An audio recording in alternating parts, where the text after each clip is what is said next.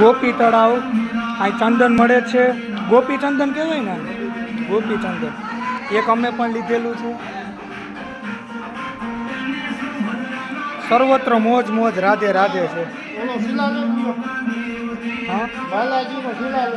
હા હા હા જૂની જગ્યા આવ્યું છે, સાધુના સ્થાપન છે. શું વાત છે. અમારા દર્શક મિત્રો બધા ઘણા લોકો જોશે, તમે માહિતી આપજો, અમે અજાણ્યા છીએ અહીંયા. એનો શિલાલેખ છે જો આ બોમ્બે વાળા ભાટિયાનો 1923 નું આ બાલાજીનું રિપેરિંગ બોલે. હા આ ગોપી તલાઈ મધેશ્રી બાલાજીના મંદિરની અંદર લાદી તથા ચોકમાં મુંબઈ વાળા ભાટિયા એટલે આને કરાવ્યું એ છે ને 1923 એટલે આઝાદી પહેલા બનાવેલું છે એમ. તમે સાધુના સ્થાપન છે. વારે વાહ, સરસ સરસ.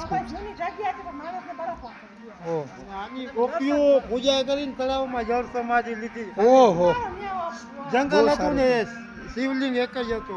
હા હા હા હા હા એને જ માહિતી બધી હોય ને. હા હા ગોપીઓ અહીંયા ગોપી લોકો અહીંયા ગોપીઓ બધી દર્શન કરીને તળાવમાં નાવા જતા હોય છે.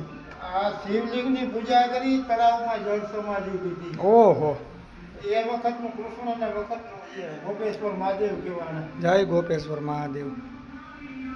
દર્શક મિત્રો તમે દર્શન કરી શકો છો ગોપેશ્વર મહાદેવ મંદિરના. બહુ જૂની જગ્યા છે, બરોબર છે.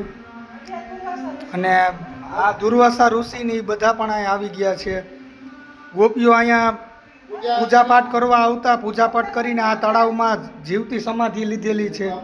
સમાધિ લેવાનું શું કારણ? એના પ્રાણ ચાલ્યા ગયો છે ને કાબી અર્જુન લૂંટિયા. હા હા એ બધા અહીંયા બની ગયો તો આ બધું તીરથ થઈ ગયું. ઓહો, કાબી અર્જુન લૂંટ્યા તો એ જગ્યાએ જ. આ જે અર્જુન હથિયાર હતા. બહુ ખૂબ સરસ માહિતી મળી અહીંયા કે અર્જુનને જ્યારે ઓલું પશુપતાસ્ત્ર માટે રુદ્રાસ્ત્ર મેળવવા માટે આ જગ્યા ઉપર આવ્યા હતા, તપસ્યા કરી હતી. સમય સમય બલવાન હે નાહી બલવાન પુરુષ, કાબે અર્જુન લૂંટિયા ઈ જ ધનુષ, ઈ જગ્યા આ છે. ખૂબ સરસ માહિતી આપી હો દાદા તમે. સારું હાલો ત્યાં જય દ્વારકાધીશ. હાલો માસી, જય શ્રી કૃષ્ણ.